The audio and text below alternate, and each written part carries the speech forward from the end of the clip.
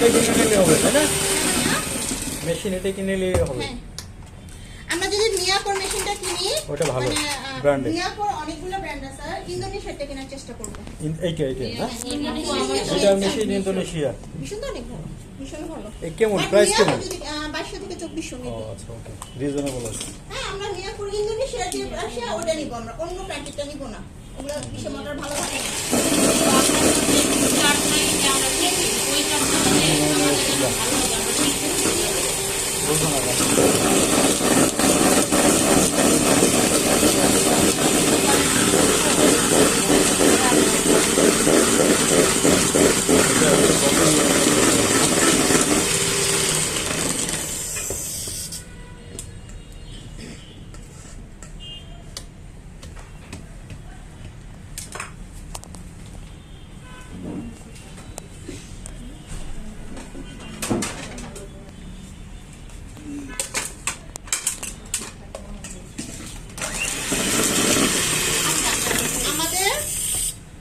Oven preheat বেশি তাড়াতাড়ি হয়ে গেছিল না?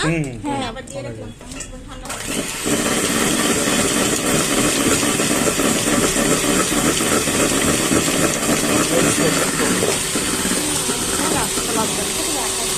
কিনতে হবে না বলাই সেট কিনতে হবে। কেন কিনতে হবে? না, আপনার কাছে রাখি নাই?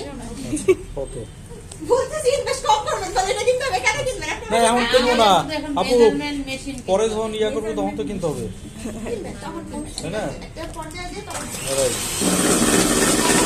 অনেক বেশি ইনভেস্ট করে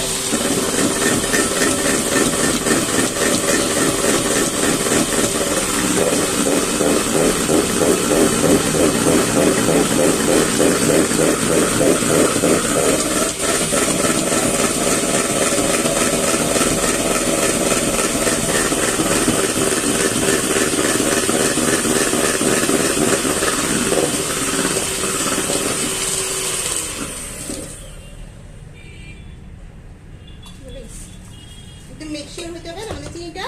কিভাবে বুঝছেন আপু গলে গেছে? এই যে আপু, বললে ধরে হাতে টেস্টে লাগবে দেখো। না। এটা হাতে লাগবে না।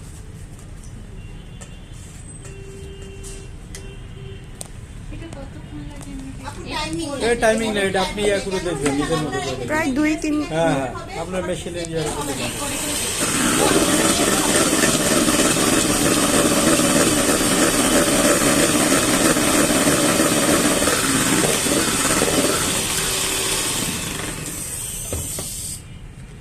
এটাই আজকে মশলা বানাবো না? না আপাতত ইয়াবে করতে হবে।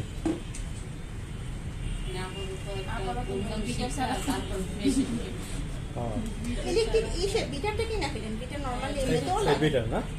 বিটারটা লাগবে। বিটার মেজারিং স্কেলটা কি না পেলেন? আচ্ছা ও মেজারমেন্ট এটা আর বিটার।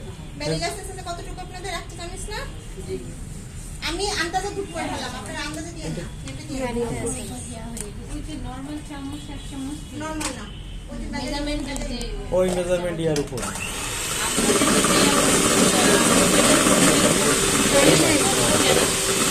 আচ্ছা, ভ্যানিলা এসেন্স আমরা চেষ্টা করব রেড ম্যানটা নেওয়ার জন্য। রেড ম্যানটা ভালো। রেড ম্যানটা অনেক ভালো। রেডমেন্ট ফ্রস্টারে শুধু baking Red powder, Man। Baking soda ছাড়া যার পাশে যে কালার অথবা এসেন্স থাকবে সব বিন করবেন।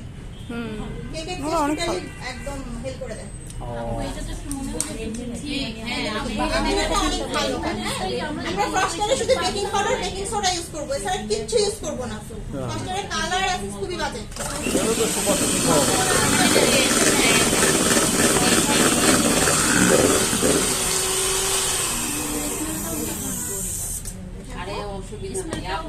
আপনি ভালো শিখতে পারবেন, হ্যাঁ। র আপনার পিঠা বেশি ভালো হবে।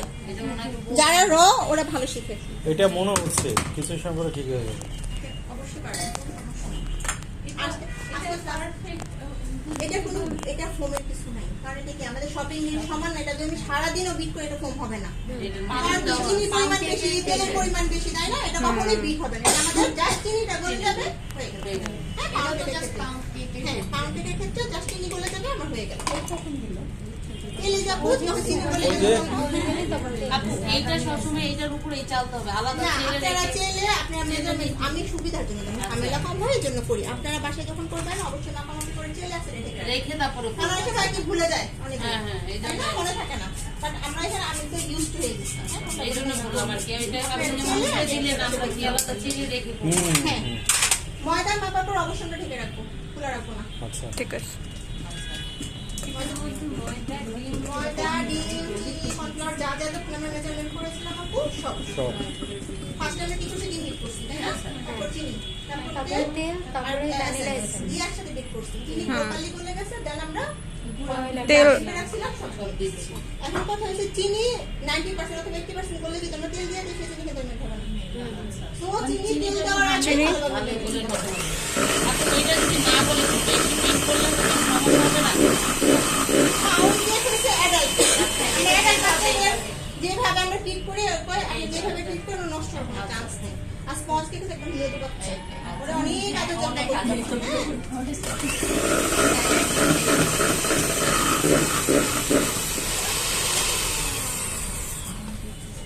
আমরা যদি স্পঞ্জ কেক করতাম কখনোই বিটার দিয়ে বিট করতে পারতাম না। আলতু করে করতে হতো।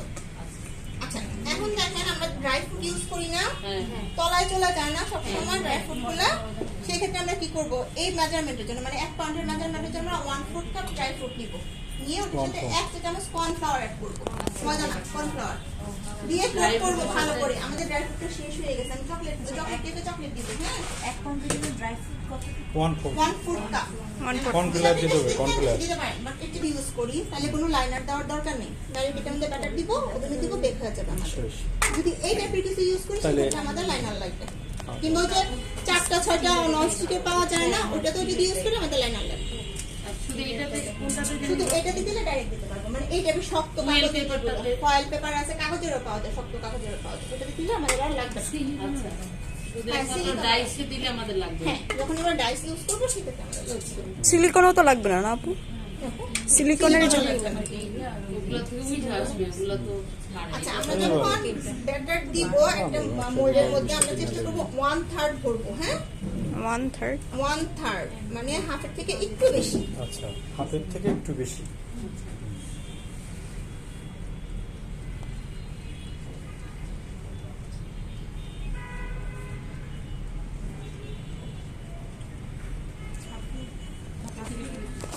একটু বেশি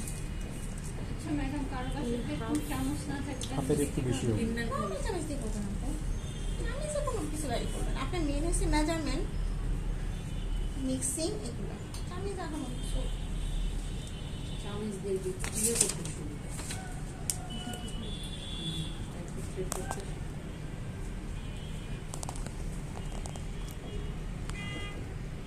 দেখেন আমাদের তেলেরটা অথচ কত ইস্যু হয়েছে না, কি সুন্দর ঠিক হয়েছে, একদম রানিং হয়েছে কি ও বাটার দিয়ে করলে কি করবো?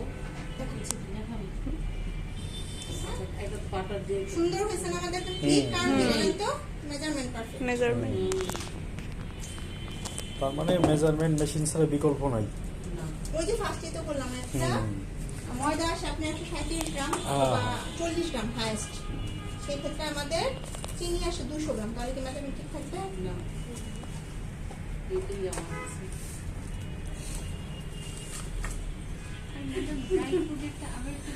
হ্যাঁ হ্যাঁ হ্যাঁ বলে দিচ্ছি, ড্রাই ফ্রুটটা আমি আবার যখন যে ইস্যুটা করতেছি পাউন্ড কেকটা চকলেটটা করবো ওটা সুন্দর করে দেখায় বোঝায় দিচ্ছি। এটা হচ্ছে পাউন্ড কেক, ওই যে দিলাম। আচ্ছা এই ছোটগুলো আমরা কি কি মাফিন আর কাপ কেকের পার্থক্য জানি? না, মাফিনটা হবে আমাদের এরকম ভারী, হ্যাঁ ভারী ব্যাটারে, এটার সাথে কোনো ক্রিম ইউজ হবে না। ও এটা হচ্ছে মাফিন। আমরা নরমালি ড্রাই ফ্রুট চকলেট দিব, চকলেট চিপস দিব, দিয়ে এরকম করব, ভারী হবে জিনিসটা, হ্যাঁ এটা আমরা টি টাইম কেক হিসেবে খাবো। আর যেগুলা কি হয় যে ডেকোরেটিভ হয় কাপ কেক গুলো, ওগুলো স্পঞ্জ কেক বেস, পাতলা হবে, ফ্লাফি হবে, ওটার সাথে আমরা ক্রিম ইউজ করতে পারবো, বাট মাফিনের সাথে কখনো ক্রিম যাবে না। মাফিন শুধু দুইটা ইয়ে আছে। ওই যে ওইটা ওই মাফিনের তুই যে টিফিনে নিলে তো আমরা খেতে হবে না, হ্যাঁ হ্যাঁ। আমরা এখন মাফিন অথবা কুইন কেক যাই বলি, দুইটা সেম না। এইটা এই যে একটা বেজ, এইটা এটা লাগবে না, কালকে পিৎজার ক্লাস মিস হয়ে যাবে, ছিল করার নেই। অনেক সময় হয় কি যে দেখি টেবিল গুলোতে গোল গোল ভাগ আপনি থাকে। পুরো রুমটা ভিডিও করে রাখবো, তার কি আছে পরে দেখিয়ে দিই। না না, আসলে টিচারদের সবকিছুতেই প্রশ্ন করে এটা লাগবে না। আর যারা বাসায় কন্টিনিউয়াসলি কাজ করেন, হ্যাঁ রান্নাঘরে কোনো বেকিং আইটেম রাখবেন না। রান্নাঘরে একটা এক্সট্রা তাপ থাকে, ঠিক আছে? ওটাতে আপনার কি হয়, অনেক সময় থেকে জিনিসপত্র নষ্ট হয়ে যায়। আর একটা কর্নার বানিয়ে নেবেন, কর্নার বানিয়ে জাস্ট ওই কর্নারটাই আপনার এই একটা জায়গায় এখানে একটা রাখলাম, ওইখানে একটা রাখলাম, ওইখানে একটা, এতে কি হয়, কাজ ঝামেলা হয়। আচ্ছা, এখন দেখেন আমি কি করতেছি, কুইন কেক কিংবা মাফিন যাই বলি, এটা আর এটা একসাথে দিচ্ছি। হ্যাঁ এটা কি অনেক বেশি না ব্যাটার, এটা তো আমার টাইম অনেক লাগবে, আর ওইটা তো আমার টাইম কম লাগবে। হ্যাঁ। আমরা কোন টাইমটা সেট করব, যেটা কম লাগবে সেটা।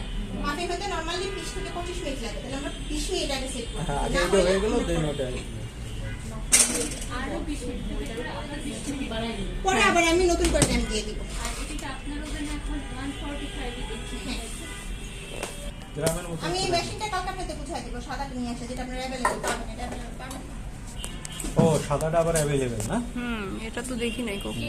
ওই নিচে আপনি অনেক রাখতে হিসাব হবে, মিলিয়ে হিসাব হবে। গ্রামে কি করে দেবো, নিজে থেকে চাওয়া দরকার নেই। এখানে দেখুন পানি আশেপাশে ঝামেলা যাবে। আর ঘনজাতি পয়সা দিয়ে কেজিতে কেজিটা হচ্ছে প্রায় 70 গ্রাম। আচ্ছা, এটা নরমালি আপনারা বাসায় কি করবেন, চিনি আপনার আপুর বাসায় আবার আলাদা